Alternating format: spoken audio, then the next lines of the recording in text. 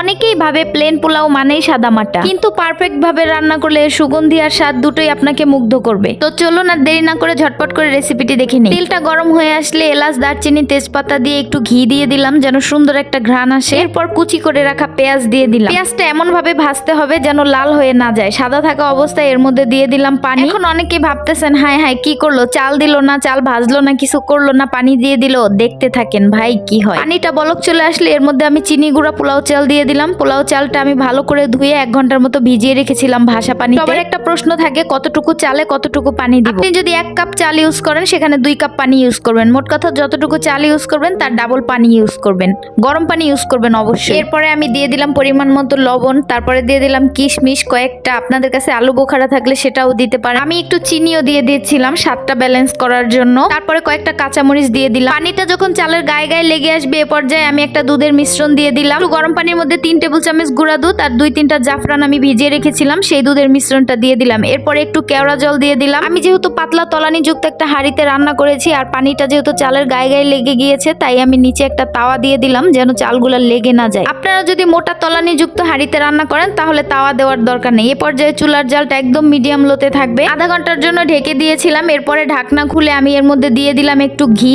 ঘ্রাণটা এত সুন্দর আসছে, এটা দিয়ে আমি একটু নাড়াচাড়া করে সবগুলা চালের সাথে মিশিয়ে দিলাম। এ পর্যায়ে চালটা চেক করে নিবেন যে একদম সিদ্ধ হয়েছে কিনা। বাসায় একবার জাস্ট এটা ট্রাই করবেন, এরপরে এটার ফ্যান হয়ে যাবেন, আমি গ্যারান্টি দিয়ে বলতে পারি। আমার বাসায় সবাই এটা পছন্দ করে। মুরগির মাংস বলেন, গরুর মাংস বলেন, অথবা মাছ ভুনা অথবা ডিম ভুনা, যে কোনো আইটেম দিয়ে আপনি এই প্লেন পোলাওটা খাইতে পারবেন, এত মজা লাগে। আমি 2-3 বার দমে রান্না করেছি ঢেকে দিয়ে, এরপরে মাঝে মাঝে একটু নেড়ে দিয়েছি, আবার ঢেকে দিয়েছি। এরপরে উপর দিয়ে আমি পেঁয়াজ বেরেস্তাটা দিয়ে দিয়েছি। তো রেডি আমার প্লেন পোলাও। আশা করি ভিডিওটি আপনাদের ভালো লেগেছে। যদি ভালো লেগে থাকে তাহলে লাইক, কমেন্ট, শেয়ার করে পাশে থাকবেন। আল্লাহ হাফেজ।